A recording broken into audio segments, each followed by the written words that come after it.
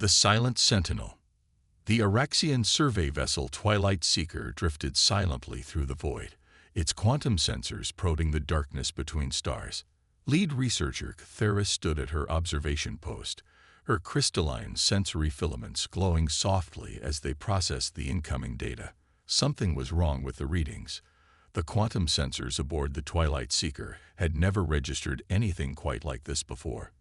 Lead researcher Cthera's crystalline sensory filaments pulsed with an intense violet hue as she processed the anomalous readings. The vessel they detected on the edge of Araxian space defied conventional analysis.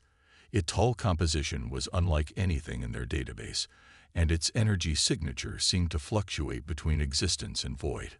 "High Commander," Cthera called out, her harmonics carrying a note of urgency. "The unknown vessel appears to be of artificial origin, but its design parameters suggest a technological basis we've never encountered." High Commander Vexthar glided across the command deck, his iridescent scales shifting from their usual calm blue to an alert amber. "Elaborate, lead researcher." "The hull appears to be composed of self-repairing nanomaterials," Cthera explained, projecting a holographic analysis into the space between them. "But what's truly remarkable is the power signature. It's operating on principles that contradict our understanding of quantum mechanics." The bridge crew of the Twilight Seeker worked in focused silence as they maneuvered closer to the mysterious vessel. It hung in space like a dark monument, a sleek construct of obsidian and titanium approximately 300 meters in length. No visible weapons were apparent, but something about its design suggested lethal efficiency. "Life signs?" Vexthar inquired, his secondary eyes focusing on the tactical display. "None that we can detect," Cthera responded, "but the vessel's shielding technology makes our bioscanners unreliable. What we can confirm is that it's maintaining perfect station keeping without any visible propulsion emissions." As they drew closer, the ship's true nature began to reveal itself through subtle details. Its hull bore markings in an ancient script that the computer took several minutes to identify. When the translation finally appeared on their screens, a ripple of surprise passed through the bridge crew. "Human," Cthera whispered, her filaments flickering with excitement and apprehension. "This is a human vessel." The revelation sent a cascade of murmurs through the command deck. Humans were largely considered a myth among the younger species of the galaxy, tales of a highly advanced civilization that had vanished centuries ago, leaving behind only fragments of their technology and warnings about something they called the Long Dark. "Initiate quarantine protocols," Vexthar ordered, his voice carrying the weight of centuries of first contact procedures. "And prepare a research shuttle. Lead researcher Cthera, you will head the investigation team." The next 6 hours were spent in meticulous preparation. Cthera led her team through decontamination procedures while reviewing what little verified information existed about human technology. Most of it was theoretical, based on artifacts found on distant worlds and decoded transmissions from the edges of known space. As their shuttle approached the human vessel, Cthera couldn't shake the feeling that they were being watched. The ship's surface seemed to ripple slightly, like the scales of a sleeping predator. When they were within 50 meters, a soft blue light emerged from the hull, scanning their shuttle with precise sweeps. "Energy spike," called out technical specialist Zinra from the shuttle sensor station. "The vessel is powering up." Before they could react, a voice filled their communication systems, not through standard channels, but seemingly emanating from the shuttle's own hardware. The language it spoke was ancient human English, but their translation matrices adapted quickly. "Greetings, Araxian research vessel," the voice said, its tone carrying an artificial perfection that identified it as a synthetic consciousness. "I am ARIA, Autonomous Research Intelligence Archive. You have been granted preliminary access to Human Legacy Project Delta 7. Please maintain your current position while I verify your species' technological and ethical advancement markers." Cthera's sensory filaments blazed with excitement. An actual human AI system, still functioning after centuries. The implications were staggering. Every piece of confirmed human technology they'd previously discovered had been dormant or degraded beyond repair. "We accept your terms, Aria," Kythera responded, trying to keep her harmonics steady. "We are a peaceful research expedition under the authority of the Araxian Scientific Council." There was a pause, during which Kythera could sense vast amounts of data being processed. The human vessel's surface continued to shift subtly, revealing glimpses of incredibly complex machinery beneath its nanomaterial skin. "Preliminary verification complete," Aria announced. "Your species has achieved sufficient advancement in quantum mechanics and ethical governance. Limited access granted. Warning: this facility contains information vital to the survival of all sentient life. The following protocols are non-negotiable." What followed was a series of instructions so precise, and yet so alien in their logic, that Kythera felt her understanding of technology itself beginning to shift. The humans hadn't just been another spacefaring species. They had achieved levels of scientific understanding that bordered on the miraculous. As their shuttle was guided into a docking bay that seemed to construct itself around them, Kythera realized that this discovery would change everything. The bay's walls shimmered with active nanomaterials, and streams of data flowed through crystalline conduits that reminded her of her own sensory filaments, but orders of magnitude more complex. "High Commander," she transmitted back to the Twilight Seeker, "I believe we found something far more significant than a derelict vessel. This may be the key to understanding why the humans disappeared, and more importantly, what they were running from." The docking bay completed its formation around them, creating a perfect seal. As Kythera led her team through the airlock, Aria's voice returned, this time with a note of urgency that seemed almost emotional for an A. "Lead researcher Kythera," Aria said, "your species has been chosen to receive a portion of humanity's legacy. But first, you must understand why this knowledge was preserved. You must learn of the threat that humanity sacrificed everything to contain. A threat that, according to my latest calculations, will return to this galaxy within 2.3 stellar years." The corridor ahead of them lit up with holographic displays, showing stars going dark in sequence, entire civilizations falling silent. Kythera's team watched in stunned silence as humanity's last battle played out before them, and the true purpose of this vessel began to reveal itself. They weren't just making first contact with a lost civilization's remnants. They were being recruited as the next defenders of the galaxy, inheritors of humanity's most powerful technologies and their most terrible burden. The long dark was returning, and humanity had spent its final years preparing the younger races to face it. As the displays faded, Kythera made a decision that would reshape the future of her species. "Aria," she said, her voice firm, "show us everything. We accept the responsibility." The lights in the corridor shifted to a deep blue, and doors began opening throughout the vessel, revealing laboratories and data centers that had waited centuries for this moment.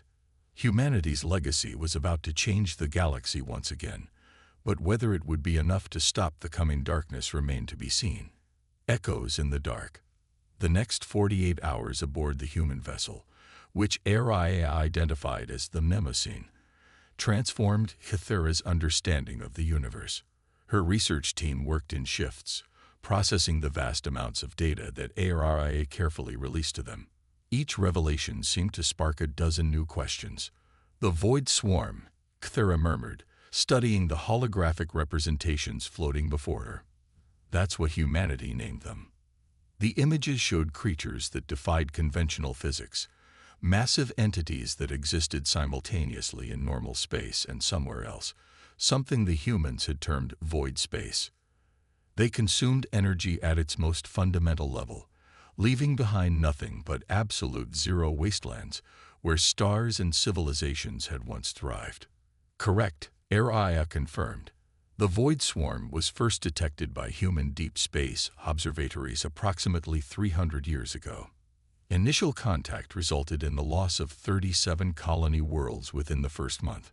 Technical specialist Zinra, who had been analyzing the human weapon systems, looked up from her workstation. But these defensive technologies, they're incredible. The quantum lock shielding alone is centuries beyond our current capabilities. How did humanity lose with such advantages? Aria's response came with a subtle shift in lighting that Kythera had begun to recognize as emotional emphasis. Humanity did not lose, specialists Sinra. They chose sacrifice over survival. The AI brought up new displays, showing massive structures being built throughout what had once been human space. When conventional weapons proved ineffective against the swarm, humanity developed the barrier protocol, a network of quantum resonance generators designed to seal off entire sectors of space from void incursion. Kythera's sensory filaments pulsed with sudden understanding. The Great Rifts, the regions of space that our ships can't penetrate, those weren't natural formations. They were humanity's final defensive line, Aria confirmed. But the generators required immense energy to maintain the barriers. The only suitable power source was the total conversion of mass into energy on a stellar scale. The implications hit Kythera like a physical blow. They sacrificed their own worlds. Correct. Over 7,000 inhabited systems were converted to maintain the barrier network. But before implementing the protocol, humanity seeded the galaxy with vessels like the Mnemosyne, repositories of knowledge and technology that would activate when suitable civilizations were detected. Zinra's scales had paled to a ghostly white. How many survived? Unknown, Aria replied. A small percentage of the human population attempted to escape through experimental deep space corridors. Contact was lost during transit. The rest remained behind to ensure the barrier network's activation. Kythera moved through the holographic displays, studying the technical specifications of humanity's last great works. The engineering was beautiful in its elegance, but there was something more, a pattern she was beginning to recognize in all human technology. These systems, she said slowly, they're designed to be improved upon. The base principles can be adapted, enhanced. Correct again, lead researcher. Aria's tone carried what might have been pride. Humanity knew they couldn't defeat the void swarm alone. The barriers were never meant to be permanent, only to buy time for younger species to advance, to build upon human knowledge, and find new solutions. A sudden alert pierced the research chamber. High Commander Vexthar's voice followed immediately. Lead researcher, return to the Twilight Seeker immediately. We're detecting multiple anomalies at the edge of our sensor range. Kythera felt her heart skip a beat as Aria brought up new tactical displays. Dark spots were appearing in space, regions where the background radiation of the universe simply ceased to exist. It appears, Aria stated with artificial calm, that my calculations regarding the swarm's return were optimistic. We have incoming void breaches in multiple sectors. Time to first contact, approximately 43 hours. The research team scrambled to gather their essential data cores, but Kythera remained fixed on the tactical display. The barriers, why aren't they holding? The quantum resonance network requires periodic maintenance and adjustment, Aria explained. Without humanity to maintain them, gaps were inevitable. The void swarm is patient.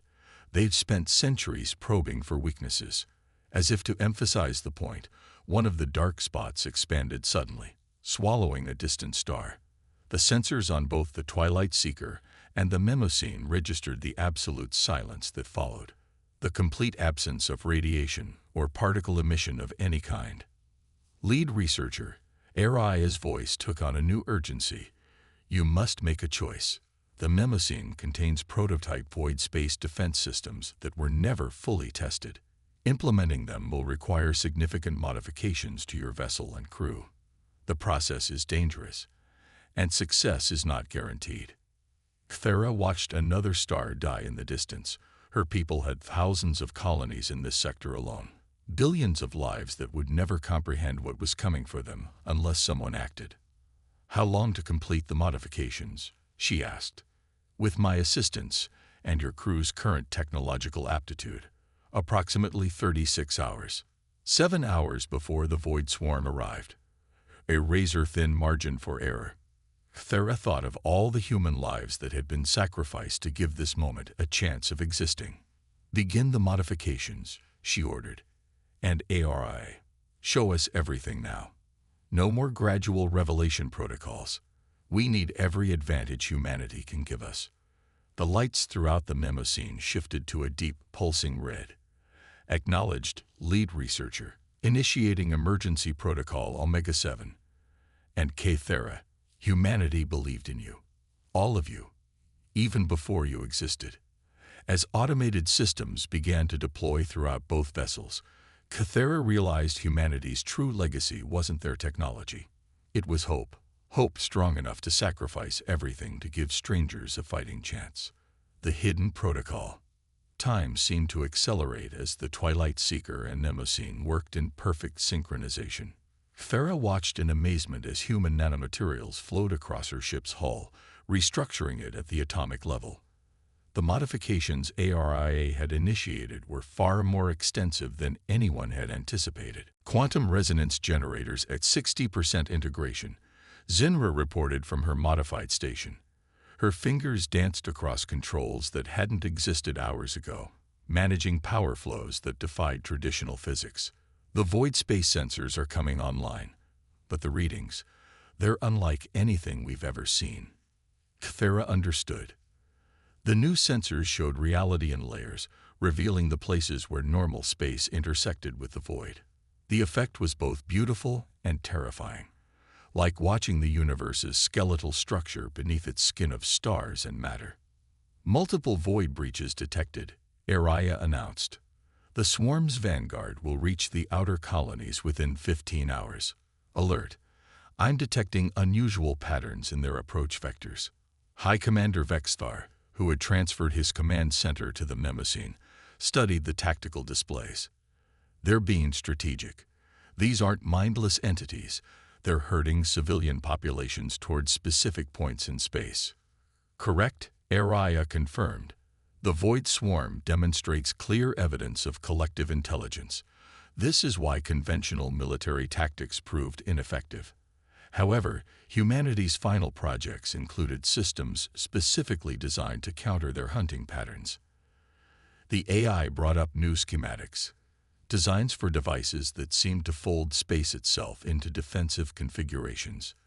The Labyrinth Protocol, a network of quantum-entangled navigation beacons that can redirect void space transitions. Properly deployed, they can turn the swarm's own hunting strategies against them. Thera's sensory filaments pulsed with sudden insight. The human vessel's true purpose. It's not just a repository. It's a factory. Correct again. Araya's tone carried approval. The Mnemoscene contains automated manufacturing systems capable of producing labyrinth beacons, but deployment will require precise timing and coordination. The swarm must not realize what we're attempting until the network is active. A sudden alert cut through the command center. "Void breach in the Surin system." An Araxian operator called out. "Colony evacuation is only at 30%. Vexthar's scales shifted to combat colors. "How many ships do we have in range?" 3 defense flotillas, but conventional weapons will be useless," Thera interjected. She turned to Araya's primary interface. "The modifications to our ships, are they complete enough to engage?" "Quantum shielding is at 83% efficiency. The void space weapon systems are operational but untested. Chance of survival in direct engagement, approximately 47%. Thera watched the tactical display as the void breach widened, reality itself peeling back to reveal the nothingness beyond. The Sarin colony's emergency beacons were broadcasting panic on all frequencies. "Begin manufacturing the labyrinth beacons," she ordered.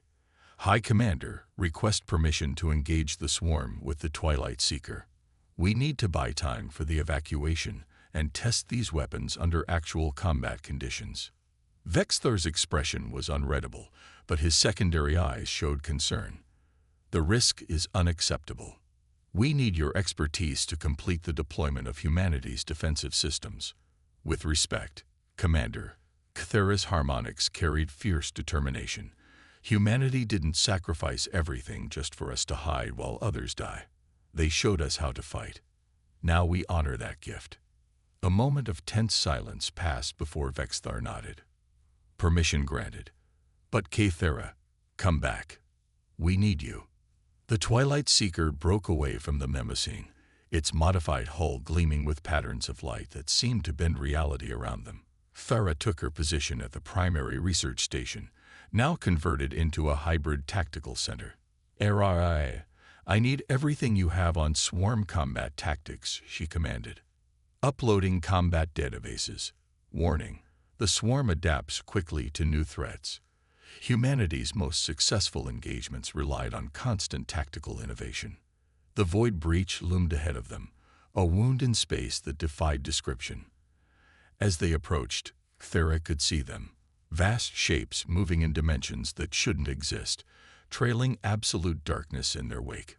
"All hands, combat stations," Thera announced, her voice steady despite her racing hearts. "Humanity gave us the tools. Now we show them their faith wasn't misplaced." The first entity emerged fully into normal space, a crystalline structure larger than their ship, its facets reflecting nothing, absorbing everything. Behind it, more shapes began to take form, each one a different configuration of geometric impossibility. "Quantum shields at maximum," Zinra reported. "Void space weapons powered and tracking." They're seeing us. Really seeing us. Kathera watched as the swarm entities reoriented toward their ship. Humanity had faced these horrors without the advantages her crew now possessed. They had fought and died to give others a chance against the impossible. "Target the primary entity," she ordered. "Let's show them what humanity's children can do." The Twilight Seeker dove into battle, its human-modified systems singing with power. As they engaged the Void Swarm for the first time, Kathera felt a strange connection to those long-lost human warriors. Their legacy lived on in every circuit and weapon, their sacrifice giving strength to each maneuver. The real test of humanity's final gifts was about to begin. Unity Protocol. The battle for the Saren system changed everything. Footage of the Twilight Seeker engaging the Void Swarm spread across galactic communication channels, showing possibilities that most species had never imagined. The sight of a modified Araxian vessel successfully driving back creatures that consumed stars sparked both hope and desperate questions. 3 weeks after that first engagement, Kathera stood in the Mnemosyne's newly expanded command center, surrounded by representatives from 17 different species. The emergency summit had been called after the discovery of 6 more human legacy vessels in various sectors. "The Labyrinth Protocol is operational in 3 sectors now," she reported, her sensory filaments pulsing with carefully controlled excitement. Early data shows a 70% reduction in successful void breaches where the network is active. Ambassador Pelvos of the Meridian Collective leaned forward, their crystalline form refracting light in patterns that indicated intense interest. "But the resource cost for manufacturing these beacons is astronomical. Even with all our combined industrial capacity, we can only protect a fraction of inhabited space." "That was never the point," Kathera responded, gesturing to Araya's holographic displays. "Humanity didn't design these systems to win through attrition. They created them to buy us time to implement the final phase of their legacy." The command center's displays shifted, showing complex schematics that merged technologies from multiple species with human designs. Each legacy vessel had contained different pieces of humanity's last great project, fragments that only made sense when combined. "The Unity Protocol," Araya announced, its voice resonating through universal translators. "Humanity's final gift to the galaxy. A method of permanently sealing the barriers between normal space and void space." Grand Architect Zex Till of the Machine Concordat raised multiple appendages in objection. "Impossible. The energy requirements alone would exceed the output of several galaxies." "By conventional means, yes," Kathera agreed. "But humanity discovered something in their final days. The void entities don't just consume energy, they convert it into something else. Something that exists between states of reality." She brought up footage from the Saren battle, focusing on the moment their quantum weapons had struck the primary entity. The impossible geometry of the creature had briefly shifted, revealing patterns that matched human theoretical models. "They're not just predators," Thera explained, her voice carrying the weight of revelation. "They're living quantum processors, converting normal space into computational substrate." Humanity realized they could use that process against them. The assembled representatives watched in stunned silence as simulation after simulation played out, showing how the combined technologies of all their species could work in concert with human designs. The Unity Protocol wasn't just a weapon, it was a fundamental reimagining of how reality itself could be manipulated. The Void Swarm's greatest strength is also their critical weakness, Araya continued. Their quantum nature means they can be entangled. By using modified versions of the labyrinth beacons across multiple sectors simultaneously, we can create a cascading reaction that will permanently alter the quantum signature of our entire galaxy. Ambassador Pelvas's crystalline form vibrated with concern. "The risks are enormous," Cthera finished. "Yes, the slightest miscalculation could tear reality apart, but humanity faced the same choice: act boldly or watch everything die slowly. They chose to act, and they spent their final years making sure we would have better odds than they did." The room erupted in overlapping discussions, arguments, and questions.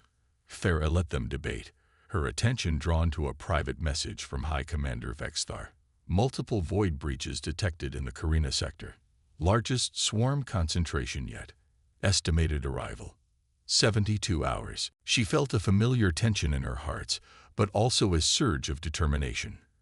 Humanity had sacrificed everything to give them this chance. Now it was time to prove worthy of that sacrifice. "Representatives," she called out, her harmonics cutting through the chaos. "We can debate probabilities and risks for days, but the Void Swarm won't wait.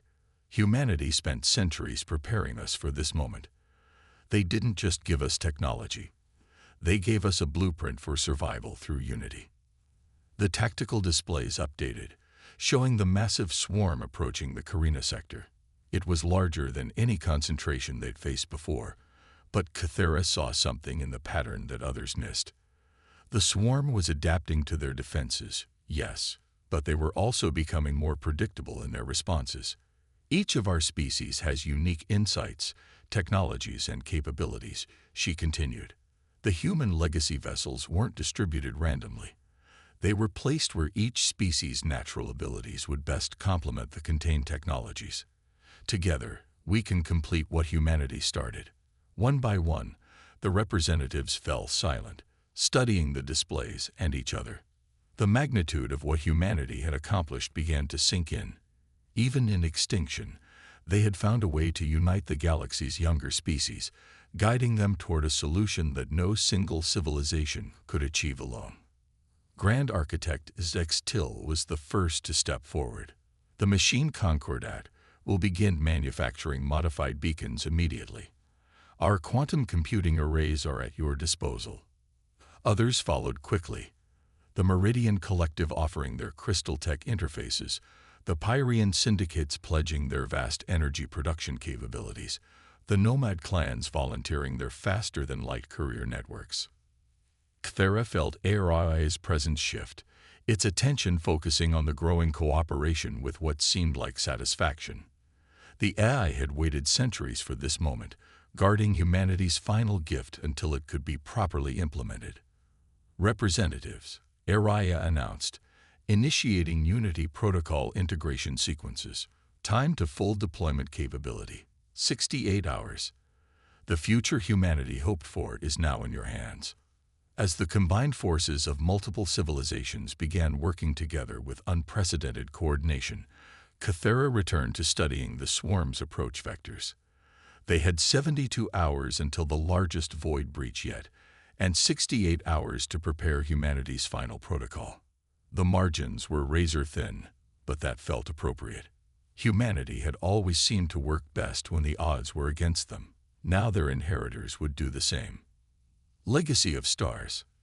The Carina sector blazed with activity as the combined fleets of 17 species maneuvered into position.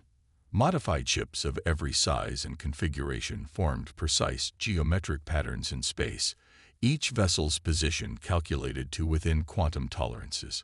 The Twilight Seeker held position at the heart of the formation, its human-enhanced systems coordinating the massive deployment. Cthera hadn't slept in days, her sensory filaments dulled from constant use. The tactical displays surrounding her showed thousands of labyrinth beacons coming online across multiple sectors, their quantum signatures harmonizing into patterns that defied conventional physics. Unity protocol initialization at 97%. Araya reported. Warning. Void breach expanding at unprecedented rates. Swarm entities are demonstrating new behavioral patterns. The eye was right. The approaching void swarm moved with terrible purpose, their impossible geometries shifting in ways they hadn't seen before. It was as if they sensed the threat of the Unity protocol and were determined to stop it. They're learning, High Commander Vexthor observed, his scales dark with concern. The smaller engagements taught them to fear us. Good, Cthera responded, making final adjustments to the quantum resonance fields. Fear means they're predictable. Humanity counted on that. The first wave of void entities emerged into normal space, massive crystalline structures that absorbed light and matter alike. Behind them came shapes that hurt to look at, things that existed in more dimensions than space should allow.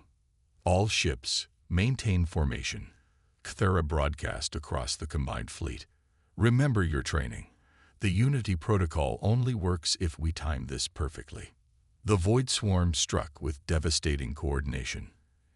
Entire squadrons of ships vanished into nothingness as reality itself was torn apart by the entity's passage. But the defenders held their positions, each loss making those who remained even more determined. Unity protocol at 99%. Araya announced. Quantum resonance cascade approaching critical threshold. Cthera watched as the labyrinth beacons pulsed in sequence, their effects rippling through space-time like waves in a cosmic ocean. The void swarm reacted violently, their formations breaking apart as they tried to avoid the quantum distortions.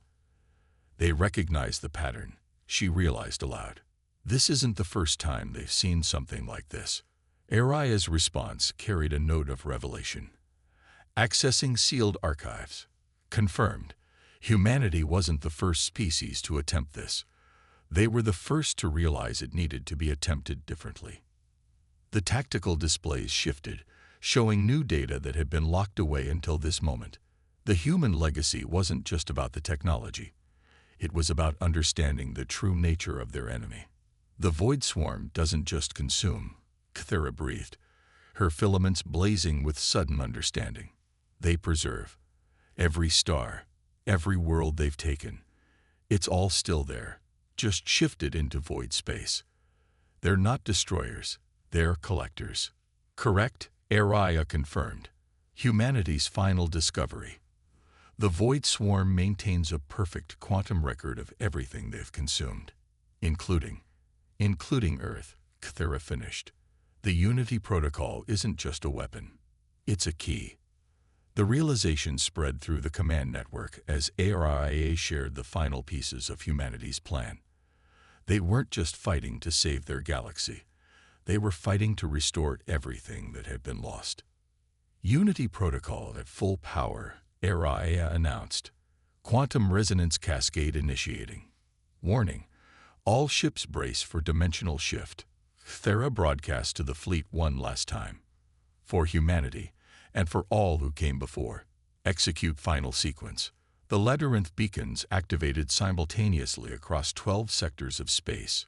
Reality shuddered as quantum fields collapsed and reformed in patterns that echoed the void swarm's own geometry. For a moment, the boundary between normal space and void space became permeable in both directions. The swarm entities reacted too late.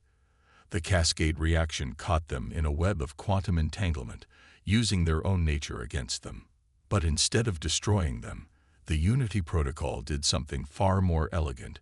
It reversed their fundamental purpose. Space itself seemed to turn inside out. Where the swarm entities had been, stars began to emerge, not new stars, but ancient ones, preserved perfectly in void space for centuries. And with them came worlds, ships, and entire civilizations thought lost to the darkness. Multiple quantum signatures detected. Araya reported, its voice carrying something close to joy. Confirmed. Human colonies are among the restored systems, receiving transmissions. They're alive. Everything the swarm preserved is being restored. The void entities themselves transformed, their crystalline structures becoming bridges between dimensions rather than weapons of consumption. The Unity Protocol hadn't destroyed them. It had fulfilled their true purpose as universal archivists, turning destroyers into preservers. Cthera watched in awe as more stars bloomed in the darkness, each one a testament to humanity's final, greatest insight, that understanding was more powerful than destruction, and that hope could bridge even the void between worlds.